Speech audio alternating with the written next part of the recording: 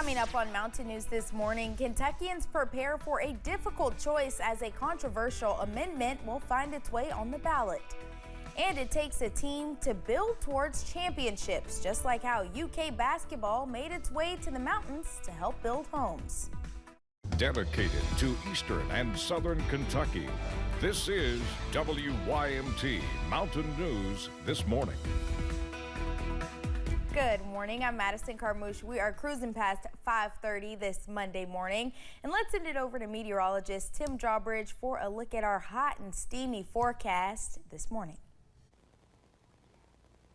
Yeah, we'll be cruising through the heat and humidity, that's for sure, and be cruising to flick on the fans and the AC later today, if not by mid-morning. 61, low clouds and fog an issue not only outside our door, but the closer you get into Harlan and Middlesboro from Jonesville over to Jacksboro, so please keep that in mind this morning. Temperature-wise, we're in the 60s.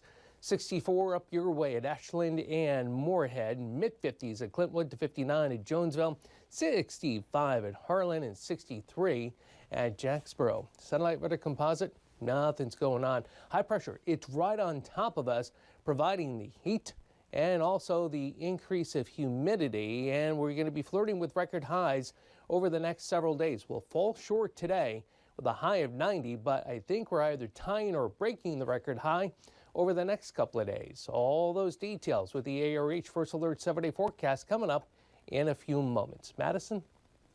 All right, Tim, thank you. School is back in session, but many parents are already looking ahead to November. Amendment 2 will be on the ballot, which gives voters the power to change state law when it comes to educational funding. Amendment 2, also known as the Voucher Amendment, would change the Kentucky Constitution to allow tax dollars to go to schools that are not public. Saturday afternoon, a group from the local nonprofit Kentuckians for the Commonwealth took to the streets to talk to voters. The group talked about why they are against Amendment 2, saying that it would take funds away from public education. Taking money from the public schools is an injustice to the children, to the taxpayers. I love how they care for my child. If there's an incident, they inform me. They do different things with the community to make sure the kids have what they need. The group says they plan to canvass every other week leading up to Election Day. The amendment will be up for vote on the ballot November 5th. Looking at the other side of the aisle, our sister station, WAVE, reached out to a group who wants people to vote yes on Amendment 2. Kentucky students first sent a statement. It reads in part, quote, Amendment 2 puts students first and gives parents more control over their children's education, end quote. According to the Mountain States Policy Center, there are 29 states that currently have some form of education choice option. Kentucky is the only state with pending legislation on it. Republican vice presidential candidate J.D. Vance will be in Lexington later today to attend a campaign fundraiser. The event will be hosted by Kelly and Joe Kraft. Co-hosts include Congressman Andy Barr, Congressman Hal Rogers, and others. Tickets start at $2,500 per person. A man once pardoned by then-Governor Matt Bevin was back in a Lexington courtroom for a new set of charges. Kurt Smith was 17 when he was accused of killing his 6-week-old son and was given a life sentence with possibility for parole after 20 years. But he got out sooner than that. This time, he is accused of a graphic assault detailed in this arrest document, an assault that left his victim with a traumatic brain injury and needing surgery on her left arm. It's not what people should expect from their government. And certainly that's why I've continued to propose changes to the Constitution. Kurt Smith's trouble with the law is not limited to 2001 and this year. In 2010, he was convicted on charges connected to a riot at the Northport Training Center near Danville, which carried a 5-year sentence. A Warren County man is facing charges after police found drugs on him during a traffic stop in Laurel County.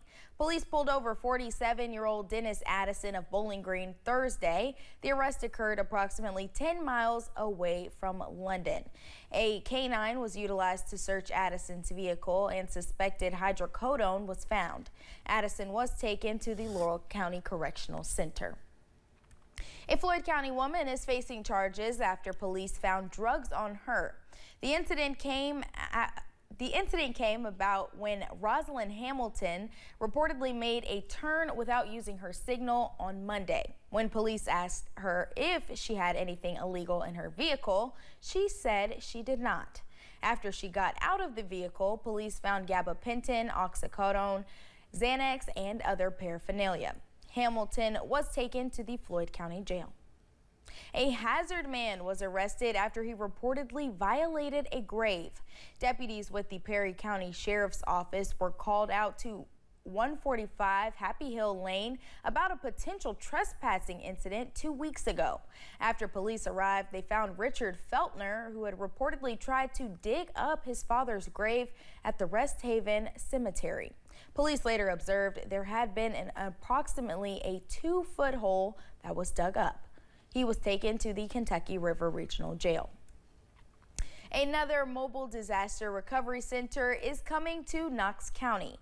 In an announcement from FEMA, the disaster center will open as soon as today. The disaster center will be set up at Redline Fire Truck Sales in Corbin. The working hours for the center will be 10 in the morning to 7 in the evening, Monday through Friday. The mobile center is for those who were impacted by storms that happened from May 21st through the 27th. Updated COVID-19 vaccines could be available in a matter of days as the summer wave of the virus continues. The FDA approved vaccines designed to more closely target recent virus strains. As the end of summer draws near, case numbers are increasing in parts of Kentucky. Kevin Hall with the Lexington-Fayette County Health Department says this new vaccination rollout comes at an important time, even though numbers do not look the same as they did 4 years ago. If you look at its peak, we were seeing 1,000 cases a week here in Lexington, so this pales compared to that. But if you look at where we were not even 3 months ago, where we were getting 15 to 20 cases a week, it's a reason to be very mindful of this. Hall compared the new type of vaccination to something similar to a flu shot, saying that if you have already gotten vaccinated, you still need to do this one as COVID is developing. Concerns about gas prices in Salyersville have city officials begging for a conversation. WYMT's Buddy Forbes spoke to the councilman who is driving the effort to bring people to the table, hoping to bring fuel prices down.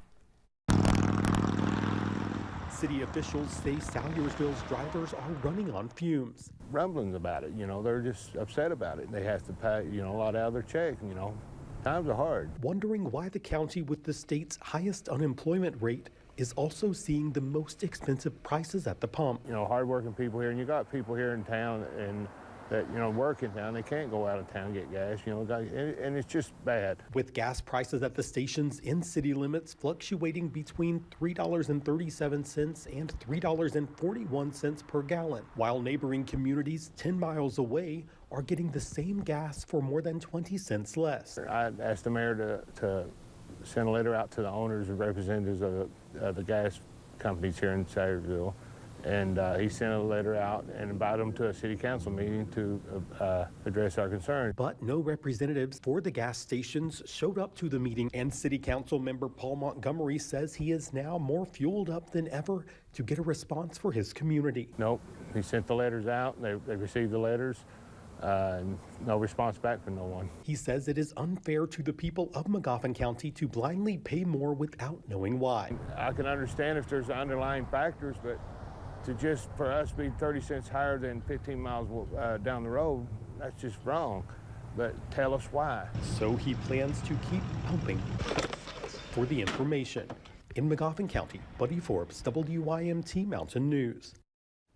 Dozens of war veterans are back home after an honor flight to our nation's capital.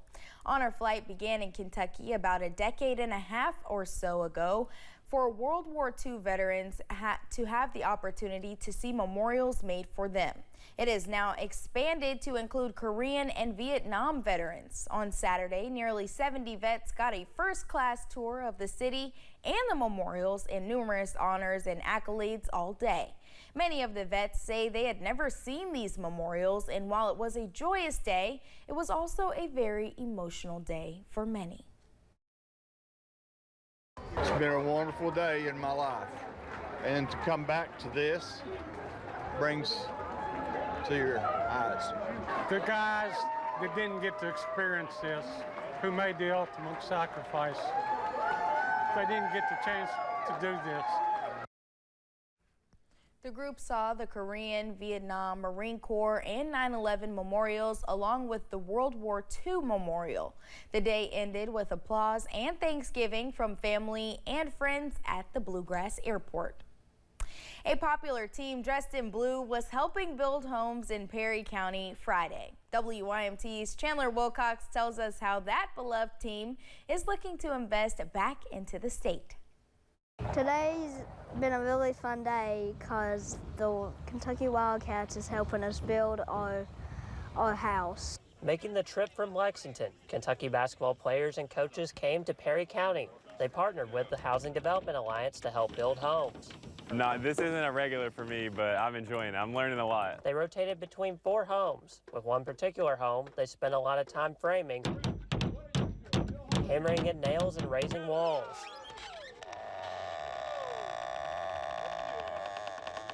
It's really awesome. It really is. The home is being built for the Robertson family, who were searching for higher ground after the July 2022 flood. Eastern Kentucky native Trent Noah was proud to lend a hand. While being on the Kentucky basketball team, to build houses and help the flood victims out, it really just is, it's an honor. Head coach Mark Pope says the team is dedicated to looking beyond themselves. Kentucky basketball is way bigger than Kentucky basketball, and so we're trying to learn and grow and become something as individuals in a group.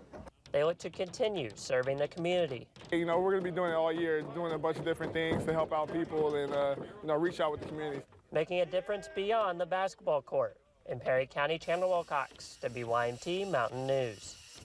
UK head coach Mark Pope also says a bedrock of their program is going to be gratitude.